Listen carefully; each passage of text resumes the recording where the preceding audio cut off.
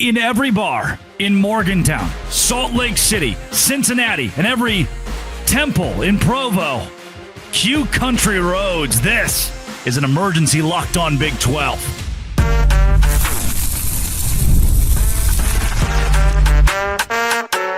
You are Locked On Big 12, your daily podcast on the Big 12 Conference, part of the Locked On Podcast Network, your team every day. Happy Saturday, everybody. Welcome to an emergency Locked On Big 12. I'm Drake Toll from America's #1 Big 12 podcast, Locked On Big 12. Thank you for making this show your first listen every single day. If you hit subscribe, I could keep my job. This is huge for West Virginia. I'm wearing my Charles Wesley Godwin West Virginia native shirt today because I'm so fired up that Rich Rodriguez is the guy. Pitt with the situation, by the way, this is maybe bigger news. It is. It's bigger news in the immediate for Utah and for BYU and for Cincinnati and Texas Tech taking another contender in Houston out of the Big 12 championship race. But in the long term, this is massive for West Virginia. Reason being, you just learned Rich Rodriguez is the guy. He's not the guy. He didn't prove that. 3-6 isn't great. But he walks through the front door. He looks at a bunch of pansies that Neil Brown brought in and said, who wants to play? It takes him to Scotty Fox before he finds a starting quarterback, the fifth string quarterback.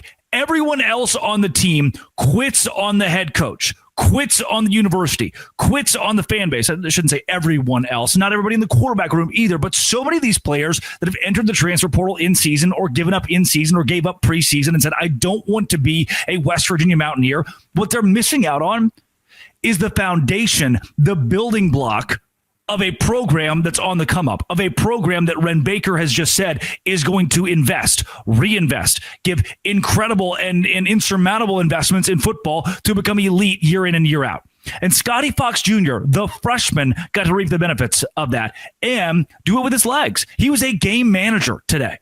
And the defense of West Virginia, credit where credit is due here, 4 forced turnovers, including that last one on the punt return where Houston was just kind of idiotic most of the day. Connor Wegman had 5 combined touchdowns. If you told me Houston would score 35 points in this game, it is very clear and obvious they're going to win.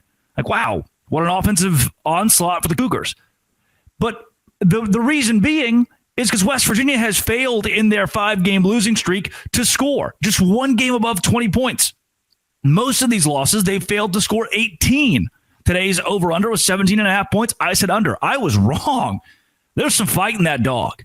And now, more importantly, what West Virginia has done is created this cohort of teams that are not necessarily at the top of the Big 12, because you can't be in the cohort at the top of the Big 12 if you're West Virginia right now sitting at 3-6. But what they have created is an opportunity for BYU, Cincinnati, Texas Tech, and even Utah to have a cleaner path at the Big 12 championship. Now the Utah Utes are looking at this game very intently and saying, okay, our door just got a little bit more open. We control our destiny just a little bit more down the stretch in this 2025 college football season and have the ability to still make the Big 12 championship if we beat Cincinnati. Now, obviously, that's the massive game, Cincinnati and Utah, and that is the game that everybody has their eyes on for the Big 12 championship purposes and should be tuned into for Big 12 championship purposes. But for West Virginia, and namely BYU fans right now, you're over the moon.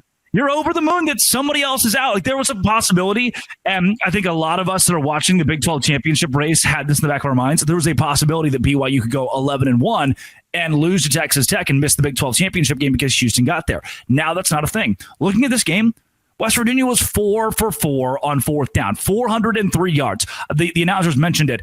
30 minutes and 29 seconds time of possession. That is rare for the Mountaineers this year, what they've been able to do. They're working with a skeleton crew. And they walked into Houston's house, and to be honest with you, if you're a Houston fan listening, going, "Oh, well, that sucked." Yes, it did. But you kind of earned this one. You kind of deserve this a little bit. Like, I'm watching this game thinking, "Oh shoot, no one's there. Where's the Houston faithful?" Like, I would assume when you're in the top 25 and in the top 25 for the first time in a few years, you fired your coach and your second-year guy, and Willie Fritz comes in here, and now he's making finally a name for this university again under the tutelage of a guy who's not Dana Holgerson. not Tom Herman, not Kevin Sumlin. And that's the crowd you put forth? That's some Baylor level stuff right there. Like, Baylor's crowd was empty for homecoming today in their 30-3 win over UCF. I'm wondering, how are these Big 12 fan bases giving up on their schools? Give up on the coach, sure, but give up on the school? And for Houston to seemingly give up on the entire program today and just not come to the game? What are we doing here? West Virginia showed me last week, and I want to give some credit to the fan base. West Virginia showed me last week that the fans are the reason that there is still fight in that dog.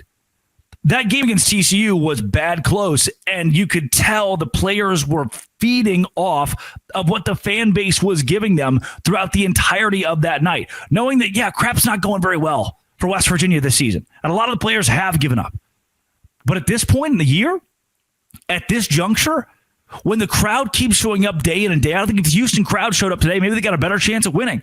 For West Virginia, it's what the heart of the state, the coal miners in the state have given and done for that school that has kept the players in it, that has kept the coaching staff in it, that has kept Rich Rod in it. It is a win like this, a road win against a top 25 team with a very good defense where you put up 400 yards and had a freshman quarterback in there. It is a win like this that propels your team to stay next year, that propels your team to build, that propels guys in the transfer portal to look and say, oh, they didn't roll over. Oklahoma State has effectively rolled over.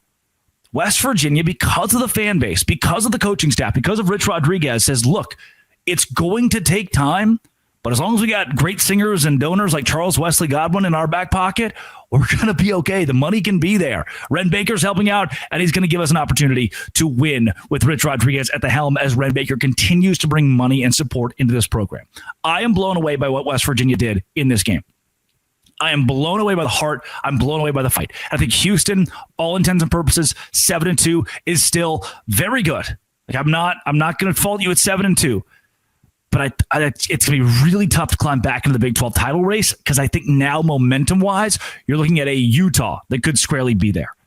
You're looking at a couple of these teams that, like a TCU, that could squarely be there going, we still mathematically have a strong chance to go to the Big 12 championship, or at least a chance that's better than a Baylor, better than a Kansas, these 3 lost teams, Arizona, or yes, even West Virginia, who just got its first Big 12 win. But what matters is how this sets the foundation for West Virginia Mountaineer football under Rich Rodriguez. He already got a top 25 win. Like, that's something Neil Brown couldn't do. Matt Rule didn't do it once at Baylor. That's crazy, dog. Rich Rod just did it. That's great, man. I'm excited for West Virginia fans. Congratulations. Like, soak this one up.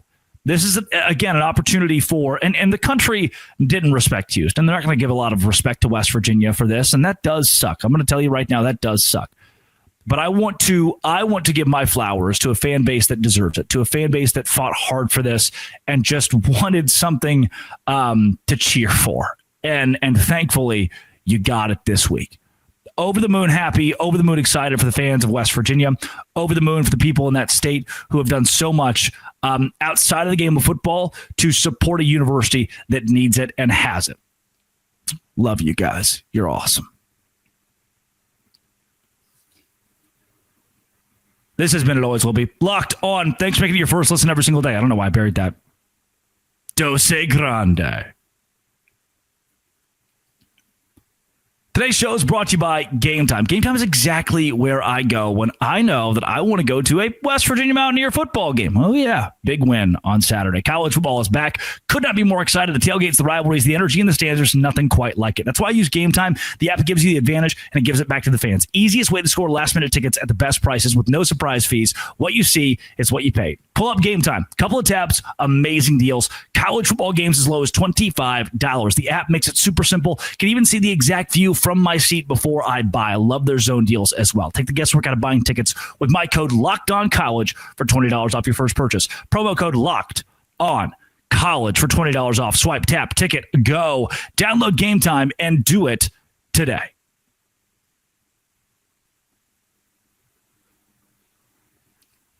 FanDuel is the place to be, and today's show is brought to you by FanDuel. Look, can I be honest with you? There are sometimes things happen. I had money on Houston to win the game against West Virginia. When they didn't, I was like, well, shoot, now what do I do? It's okay. I had copious amounts of money on The Texas I'm sorry, the Texas Longhorns. But that's the beauty of FanDuel. It's like, hey, one didn't hit, one did. Ha ha! I still made money. And the NBA is back as well. And the official betting partner of the NBA is FanDuel. So if you missed the start of the game or you want to ride the hot hand, FanDuel has live bets and all kinds of jazz for you. It keeps the game exciting. Right now, FanDuel is giving new customers $300 in bonus bets when your first $5 bet wins. Head to FanDuel.com to sign up and play your game with FanDuel, the official sports betting partner of the NBA. It's FanDuel. FanDuel.com. Go to FanDuel and do it today. Okay, for real this time. Love you. Dos Grande.